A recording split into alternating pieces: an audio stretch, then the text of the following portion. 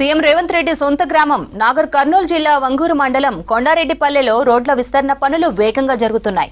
గ్రామంలో 4 లేన్స్ తారు రోడ్డు పనుల్లో భాగంగా రోడ్డుకు ఇరుపక్కన ఉన్న నిర్మాణాలను అధికారులు కూల్చివేస్తున్నారు. రోడ్ల విస్తరణలో భాగంగా సీఎం రేవంత్ రెడ్డి ఇంటి ప్రహరీ గోడను కూడా అధికారులు పడగొట్టారు.